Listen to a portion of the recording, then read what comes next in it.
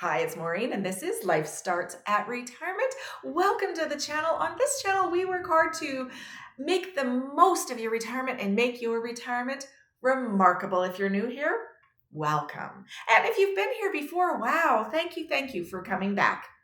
Today is a little bit different than normal. It's going to be a video about something that I struggle with on a daily basis. And it really is very heartfelt. It's right from the bottom of my heart. And I even almost feel guilty. It's kind of ironic talking about it. But I think because I struggle with it, maybe other people do as well. So it's worth having a conversation about it. So I want to start it this way, though. I want to make sure everybody knows I think I have the best life in the whole wide world, like the best or one of the best lives. I'm so very grateful for the life we have. And oftentimes I'll say, holy cow, how did this happen? Oh my gosh, I pinch myself out because it's so good. Sometimes I have to go, is this real? Wow. Some of the good things in our lives, for example, I'm a guest lecturer on cruise ships, on luxury cruise liners. So we travel the world and I give lectures on cruise ships. That's crazy. I spend my winters, a lot of the winters in Arizona and get out of the cold, ugly Canadian winters. We have an RV just tucked into the mountains, just outside of Radium Hot Springs in British Columbia, Canada for the summer. I have 6 of the cutest, most amazing grandchildren in the world. My family, my kids, my mom, and of course, our home base in Calgary. So I really do have an amazing life. And on paper, it's absolutely picture perfect. But here's the part that people don't see. And they don't see it because I don't talk about it. I just don't talk about it. But I carry a lot of guilt with me everywhere I go.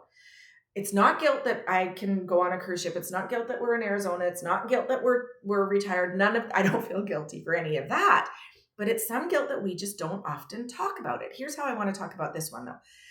Here's how I feel. And I might be just a crazy person, but when I'm traveling, when I'm on, in a beautiful place, when I'm traveling, I feel guilty that I'm not spending enough time, let's say, with my grandkids.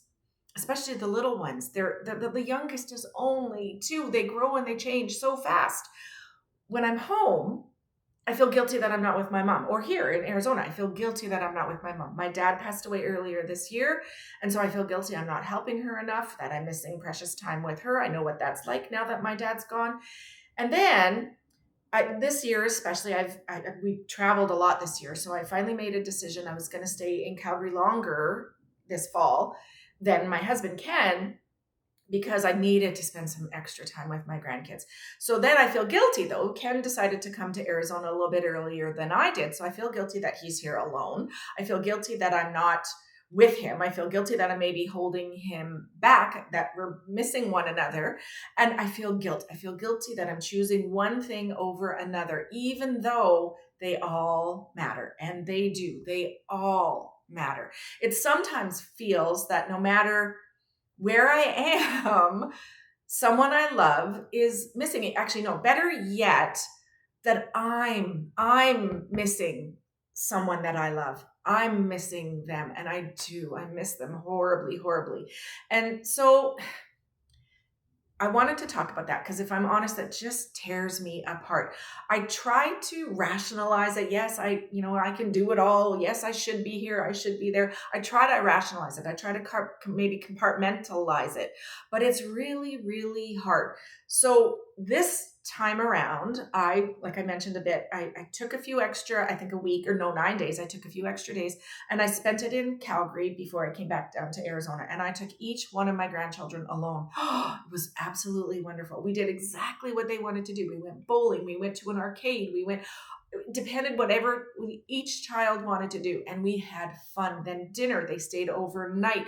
It was amazing. But then when I got on that airplane to come down here, the guilt. Oh my gosh, the guilt. So I thought, okay, I need to analyze this. I really need to think about this and why it happens and maybe what I can do about it. So first of all, the why it happens, I guess. I think I've discovered that guilt doesn't just show up when we do something wrong. And of course, it shows up when we do something wrong. We feel guilty about it. But I think it shows up also because we care so, so deeply. And we do.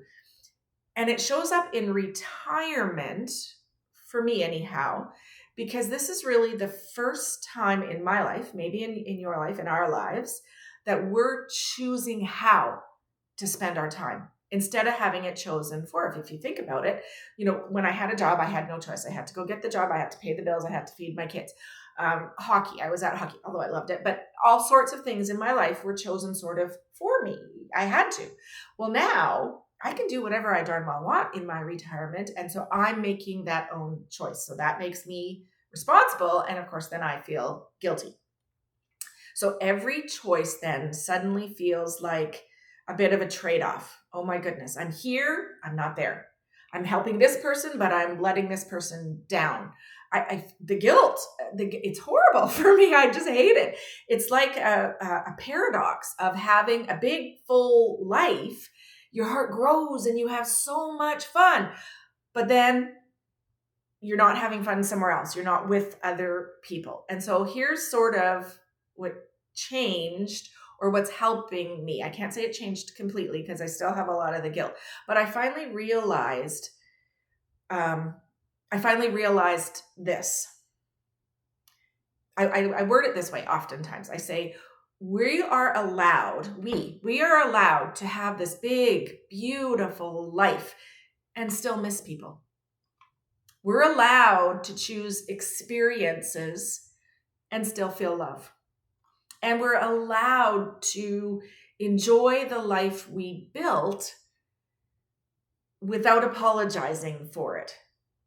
There's the rationalization. I get that logically, emotionally, that's still hard. But really think about it. We are allowed to have a beautiful life, and yet I still can miss people. We are allowed to choose experiences, and I still love my family.